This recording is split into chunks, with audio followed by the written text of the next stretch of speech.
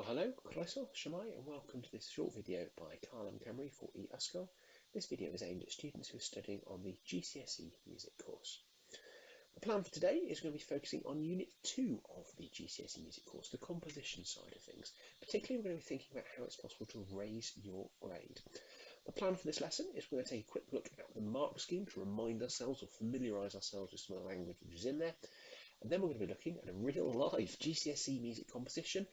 We'll be looking at 6 different things that we can do to improve it, to raise its grade, and hopefully that will serve to help you, to inspire you as you're working on your coursework for Unit 2.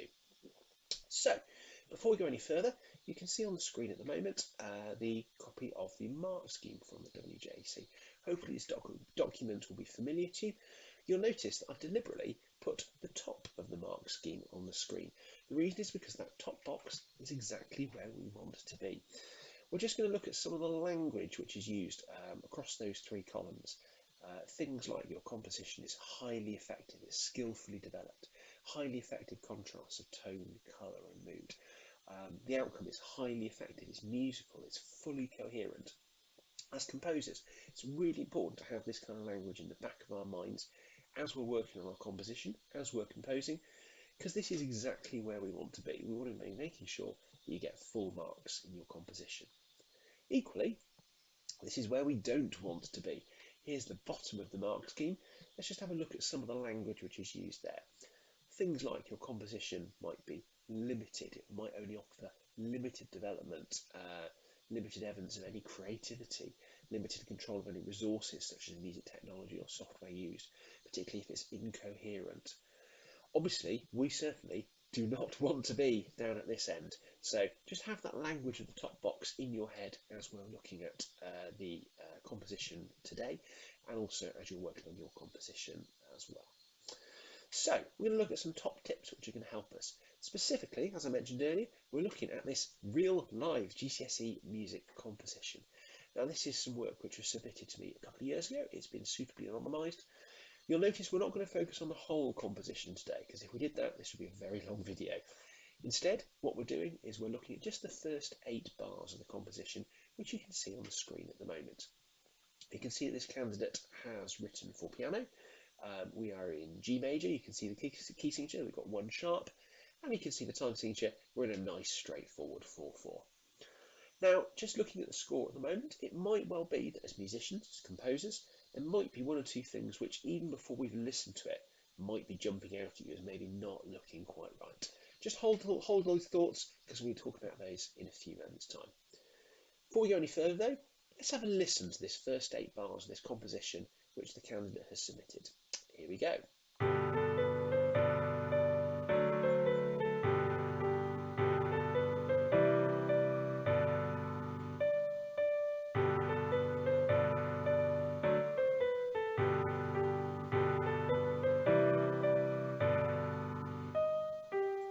Ooh, there's a nice exciting note there in the on the 3rd beat of bar 8 there.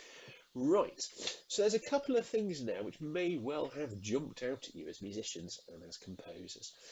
What I'm going to get you to do at various times during this video is I'm going to give you time to either turn and talk with people sitting next to you, or to take notes if you're sitting on your own. It might well be that you're watching this video in a classroom, surrounded by your peers, perhaps as some kind of revision activity. It might well be equally that you're sat watching this at home on your own, again perhaps as revision or helping you to prepare for Unit 2 of the course. If you are sat with fellow musicians in the classroom, then in a few moments' time, when I ask you to, you're going to turn and talk with the people, with your people around you about what else you talk about. Equally, if you're sat at home, just use your pen and paper.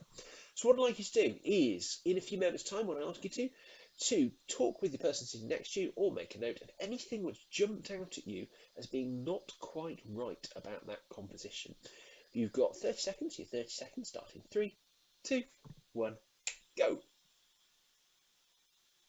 And we'll assume that you've paused your video, you've had your 30 seconds, and you're back. There we are. So let's have a quick look through some of the things which maybe didn't quite sit right with us as composers. Let's talk first of all about the tempo marking, which is in the top left hand of the score. It's marked as crotchet equals 105, nothing wrong there, that's all right. However, it is marked swing.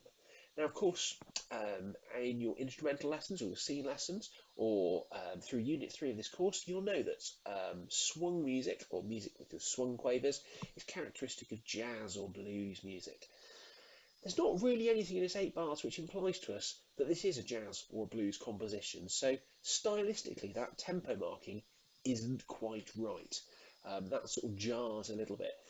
We suspect, we don't know, but possibly it might be that the candidate, when they were composing on either Sibelius or e-sgol or whatever kind of music technology software they're using, might have been exploring in the various different kind of menus, and perhaps found the tempo menu and gone, oh, swing, no, don't stick it on. But it jars. It doesn't quite fit having those swung quavers. Bum ba-dum ba-dum bum bum ba-dum ba-dum bum. It might well be that it might be more appropriate to write those dotted rhythms. It might be more appropriate to write it perhaps in a compound time signature, something like that. But certainly as it's written at the moment, that doesn't quite sit right. Equally, let's look at the left-hand parts, specifically in bar 4, the last beat of bar 4, and also in bar 6 on the downbeat, or the first beat of bar 6. You can see we've got some very strange rests which are written in there. Now, interestingly, they're not wrong. You'll notice that the rests do add up. However, it just doesn't look right with the rests being written like that. Again, we suspect that the candidate, when they're working on Sibelius or e-sgol or whatever notation software they're using, particularly if they're using a MIDI keyboard or if they're dragging and dropping notes perhaps to laboriously add them onto the score, sometimes you get these weird quirks where you have odd rests in there. It's not wrong, but it's not very musical, and it certainly doesn't look right. Looking at the mark scheme, that would certainly be something which we wouldn't want to happen on there. So that's something we can fix straight away, to sort out our rests. And let's also look at the elephant in the room on beat 3 of bar 8. Just have a look at that. So find bar 8 in the right hand, and then on the third beat, it's got a nice big red circle around it. That accidental, the random accidental, I'm going to call it, which has crept in there. We've got a D sharp. Of course, key signature, we're in G major. We know G major has how many sharps? Hopefully you all shouted out one sharp there. Obviously it's an F sharp. That's the one sharp which is in G major. That D sharp, the accidental, we can use accidentals. There's nothing wrong with using accidentals, but we want to use them appropriately and in a stylistically appropriate context. And clearly that D sharp there, it jars. It doesn't really sit right at all. Obviously in G major, that would technically be a sharpened fifth for us. D is the fifth note of the G major scale. It's a sharpened fifth or a tritone, which is really not a nice sound at all. So again, we don't know, but we suspect possibly the student there may have put that accidental in accidentally. Sometimes that does happen when you're inputting lots of notes on Sibelius or e-sgol, so we think that might not have been quite right. So, by the magic of technology, let's fix those mistakes and see what it sounds like now. We've now got straight quavers rather than swung quavers. We've also sorted out the rests, the rogue rests in the left hand, and we've also lost that rather strange D sharp in the last bar as well. Let's have a listen to what it sounds like now. Here we go.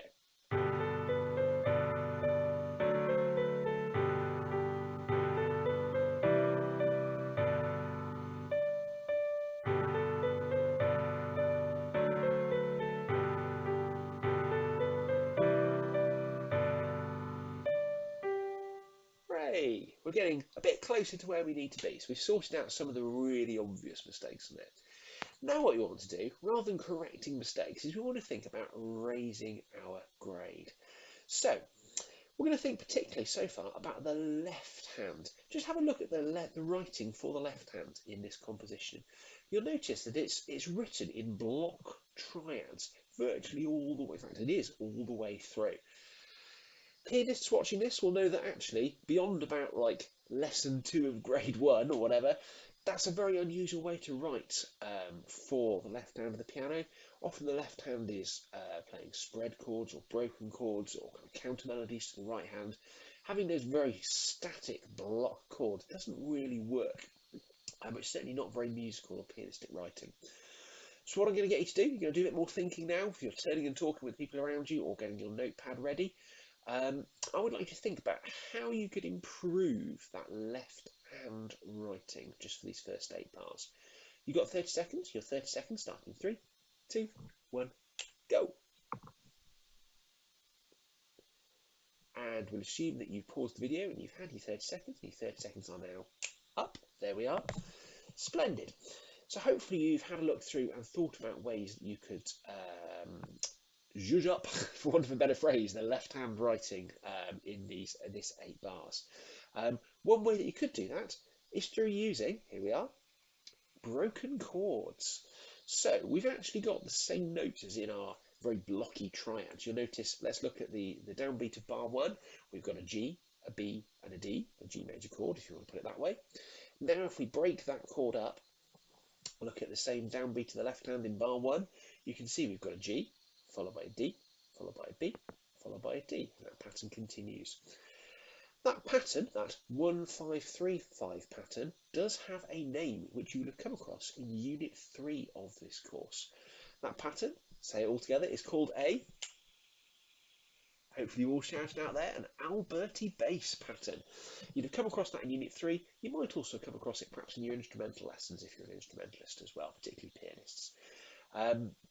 So that pattern, depending on whichever chord we're on, is always, it starts on the root, then it moves to the 5th or the dominant, then to the 3rd or the mediant, and then back to the 5th or the dominant. 1-5-3-5, root, dominant, mediant, dominant, or the 1st, the 5th, the 3rd, and the 5th, whichever way you want to think about it. It might well be that perhaps you've had a go at playing Alberti bass lines. I know some of you might have done that perhaps in Key Stage 3, Year 7, Year 8 or Year 9. It's quite a common thing to do at Key Stage 3. So we've got those broken chords there now in our composition. You can see that they follow the same chord pattern as they were before. So we've got a G major chord in bar 1. There's also a D major chord in there with the Alberti bass pattern, and a C major chord. We're following the 3 primary chords, if you want to think of it that way, chord 1, chord 4 and chord 5. Let's have a listen to it and see what it sounds like now with our broken chords. Here we go.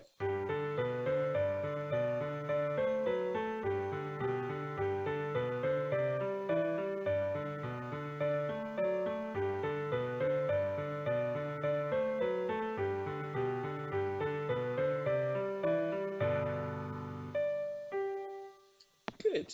So it's stylistically appropriate, it fits, it makes that left hand much more interesting and much more appropriate writing for a piano as well, which is good rather than those block chords we had before. Now we're going to look at the right hand part, because the right hand part, although it's functional, we haven't got that random D sharp in there, all the notes fit within the key signature. It is relatively boring writing. Let's have a look at, for instance, the writing in bars 3 and 4. Bum bum bum bum bum bum bum bum. It stays on a D or the 5th for a lot of the time. It's a little bit boring musically, isn't it? There we are, you can see we've got a circle around it as well. So there are ways around that. We're going to look at changing our melody slightly. So if I just flick between the slides, you can see there's our old boring melody, bars 3 and 4. Here's our new melody in bars 3 and 4. You can see it's not filled with notes. I've not crammed loads of semiquavers in there. There's no massive scalic passages or huge octave leaps or anything like that in there. I've actually taken the inspiration for the melody from following the chords which are being played, or the broken chords which are being played in the left hand.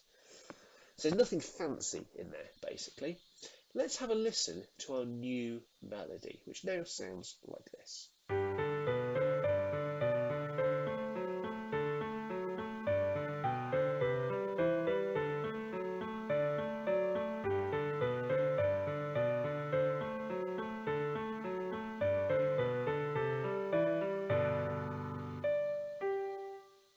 Well, hey, it fits, it works, we like that. It's a lot less boring than the melody line that we had before, which is good.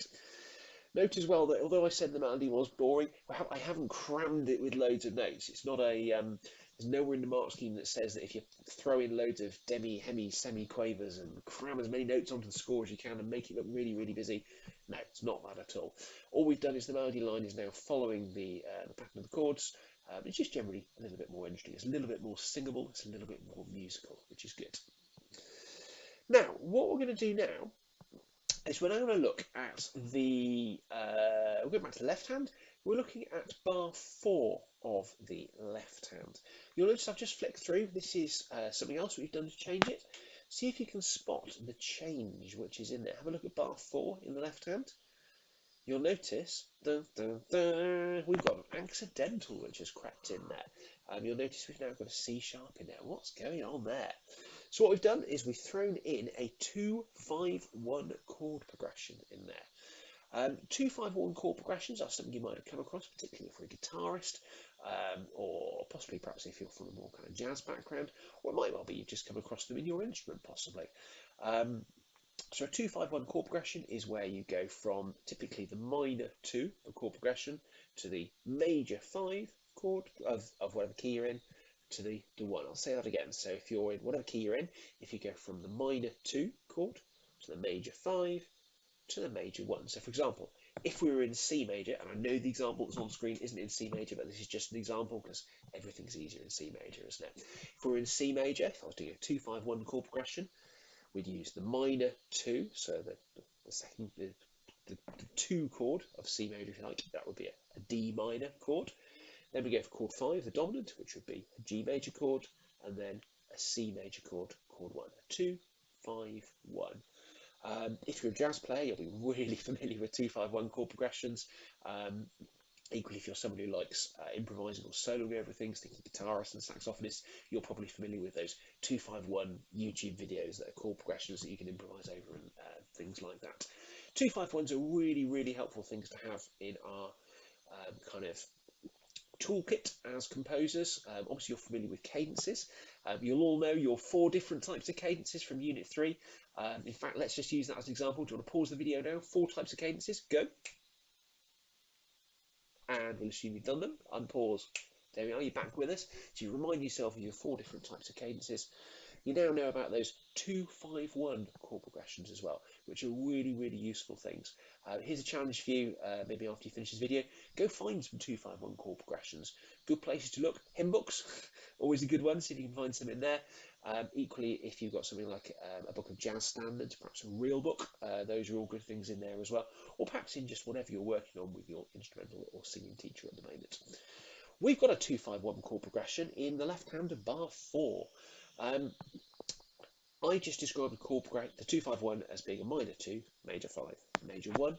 We've actually got a major, not a minor 2, then a major 5, and then a major 1, which is what accounts for that random C sharp, which appears, or apparently random C sharp, which appears in the left hand of bar 4. So it goes from the major 2 of G major, which is that, let's rephrase that, let's start again because my mind got muddled there. So we're in G major, so we've got the major 2 of G major, which is of course A major. A major has that C sharp in it. Then the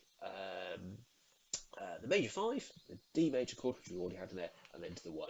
It's a very wordy way of describing it, isn't it? Do you know what? Should we just listen to it? Because obviously music, as musicologists, we can be really wordy in the way that we describe things like chord progressions and cadences, but actually sometimes it's just good to listen to it, isn't it? Let's have a listen through and have a listen to the left hand specifically when we get to bar 4 to listen out for that 2-5-1 chord progression. Here we go.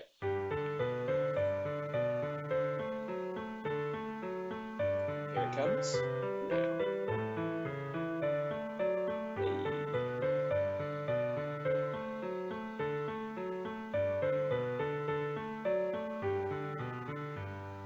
There we are.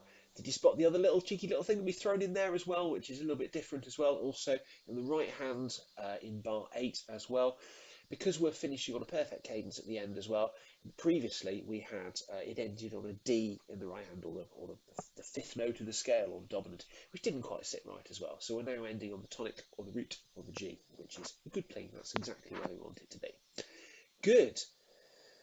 We're getting a lot closer. We're sort of climbing our way back up through that mark scheme with things which are making it much more stylistically appropriate and making it much more musical, which is good. That's exactly what we want, the kind of processes we want to be going through as composers. Well, there's our little reminder that we've ended on the tonic or the root.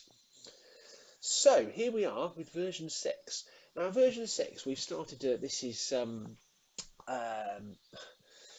a little bit maybe like Composer's Bingo. They've tried to throw in some dynamics, they've tried to throw in some ornaments, things like that. Let's have a listen to them and see what we've got. We've got some ornaments, some, for want of a better phrase, because musicians do call it this, some little twiddly bits which are in there as well.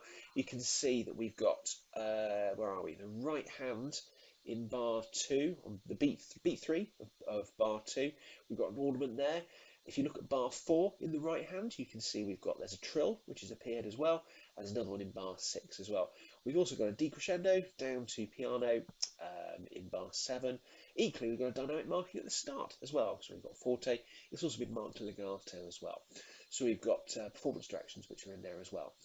We're going to have a listen to it. I should point out for the purposes of this video, because I'm using the recordings as they've been done on Sibelius or MuseScore.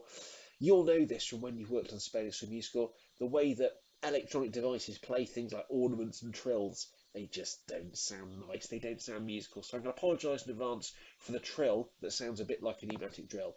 Obviously, if this was being played by a pianist on a real instrument, it would sound lovely musical. You'll see what I mean when I hear it. Right, let's have a listen to it now. So we've got some extra ornaments, we've got a few dynamics in there as well. Here we go.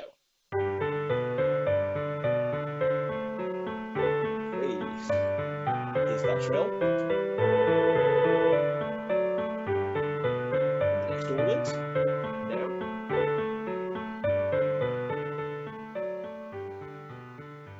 And a lovely decrescendo at the end as well, ending on a perfect cadence at the end. Now, we've crammed a lot into those 8 bars in there, possibly a little bit more than maybe we should do, but it's to illustrate the point that there's all sorts of things that you can do to be thinking musically about your composition, which will help you to raise your grade. There are the things that we've changed there, that we've circled. Now, of course, that's only 8 bars. You're working on a whole composition, so it's useful to think about where we could go from here if this was your composition. We'd want to be thinking about structure. Structure is something you want to plan from really early on in your composing process. It might well be perhaps that we might, for this instance, maybe want to think about it being in rondo form. Of course, you know rondo form, you're familiar with this from Unit 3. Rondo form is, say it, in, die, tree. There we go. Good, excellent. You remind yourself of rondo form with that reoccurring A section in there, and then a new B section, C, so A, B, A, C, A, D, and so forth like that. It might well be that our 8-bar section, which we just looked at on the previous slide, that could maybe become a 16-bar section that could become our A section, the section which keeps recurring coming back. Then we could have a B section in a new key, then our A section coming back. It's sort of important to remember, if we are doing rondo form, we want to be able to show development. So what we're not going to do is the old Control-C, Control-V, copy-paste, just to lengthen our compositions by having a reoccurring A section. We want to show development in there. It's really important we've got that, because that's in the mark scheme, so just bear that in mind if you're doing that. Structure is important. Instrumentation is important as well. This candidate had written for solo piano. It might well be that perhaps they might want to think about writing for a piano and a melody instrument, so perhaps piano and cello, piano and flute, piano and clarinet. It might well be that actually, instead of writing for piano, it might make more sense to maybe reorchestrate it perhaps for a quartet, perhaps a string quartet or a woodwind quartet. If that's the case, then the composer would obviously need to think about things that are stylistically appropriate for writing for whichever instruments they write for in their quartet. So thinking about things like the range of the instrument, things like that. It's also useful to think about other similar pieces. People have gone and done it before you. So, for instance, here we were writing for a solo piano piece. Go and phone a friend, talk to your teacher and say, can you find me maybe some classical composers, or can you suggest any classical composers who may have written in this style before, or who've written perhaps in a quartet in this style before, or something like that. Above all, that mark scheme, the mark scheme which we looked at the start, that mark scheme is your friend. We want that there in your mind at all times, because that's the reminder, it's the end goal. That's where we're going, and that's where we want to be, particularly in that top box.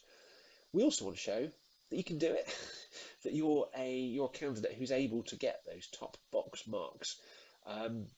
Show that you can do it with stylistically appropriate writing, making sure that you've got a really clear musical structure in there, that you're not doing anything unusual with the instrumentation, you're writing for instruments appropriately, all those different sorts of things. It's really good to have that mark scheme in your head as you're working through these.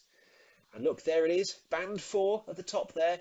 That's like our end goal, that's the finishing line, eyes on the prize. That's where we want to be as we're working our way through this composition unit. Just note some of the language there. Again, it's useful to have this in our heads. Things like the third column across, well-organised piece, highly effective presentation of musical ideas. Style and character is highly effective, and the outcome is fully coherent.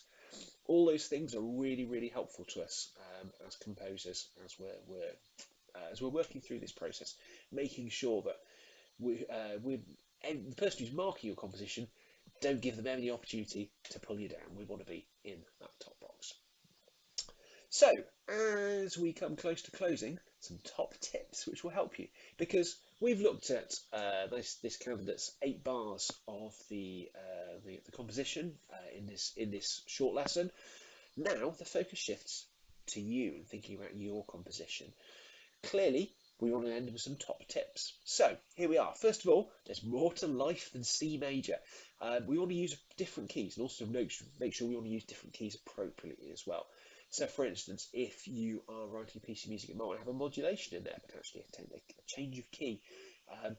If we're changing key, there's all sorts of ways that you can research, or your teacher can help you with in changing key appropriately. We don't want it to be a sudden gear change where you jump from one key randomly into another unrelated key. It's particularly useful to think about if you're writing perhaps in rondo form, or perhaps if you're doing it in ternary form, your A, B, when your A comes back perhaps in a new related key, something like that. It's great to have a look at composers in the classical era who do really clever ways of modulating into different keys. Your teacher will be able to help you to have a look at those, or you can go away and Google and have a look on YouTube.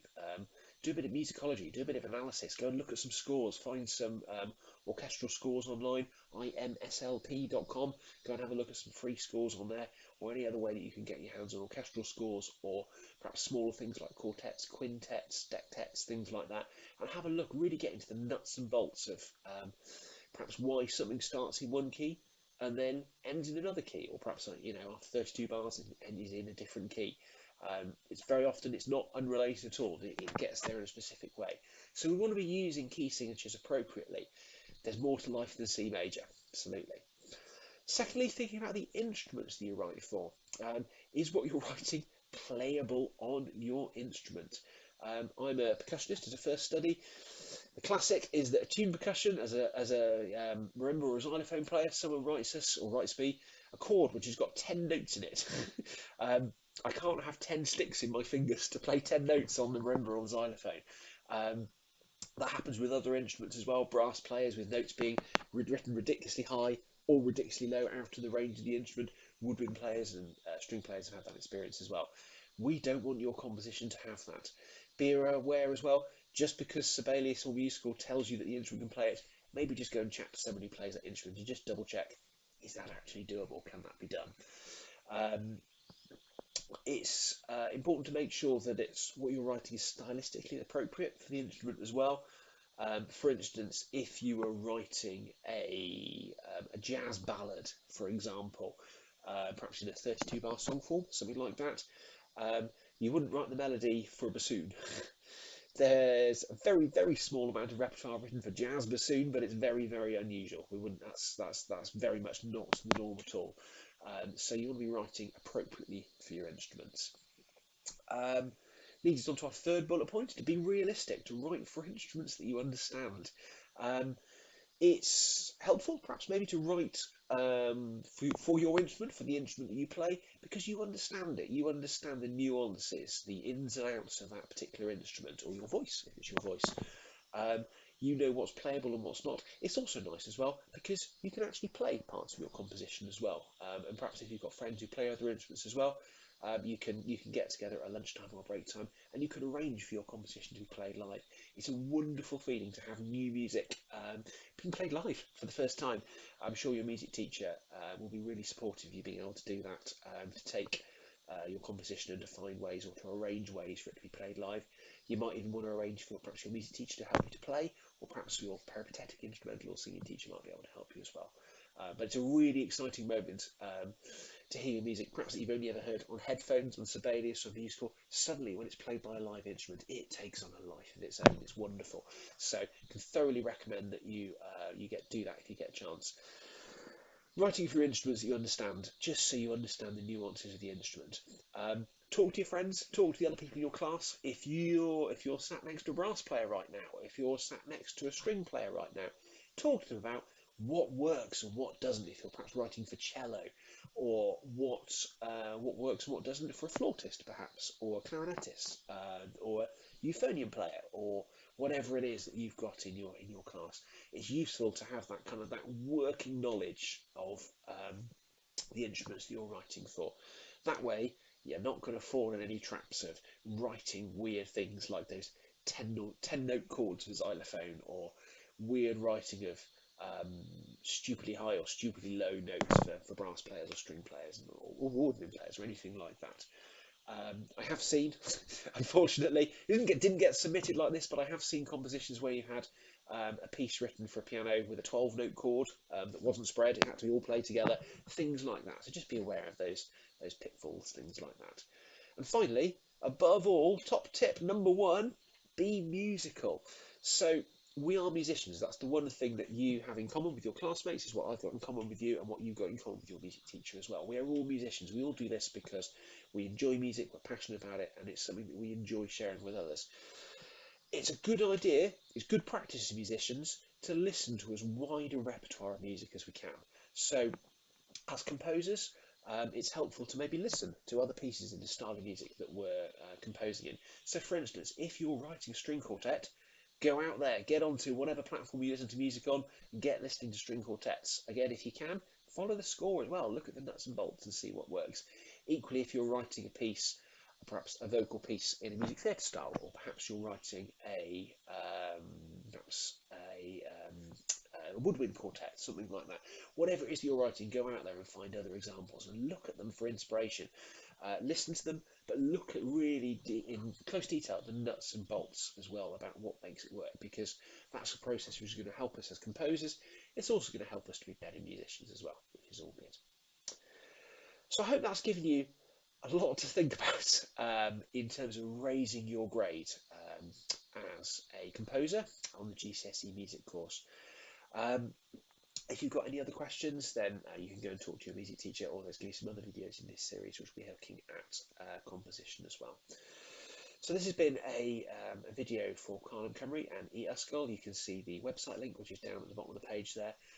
You can have a look on there for other resources if anything helps you. I wish you all the best with your Unit 2 for composition, and top luck. Nice to meet you. All the best. Bye for now.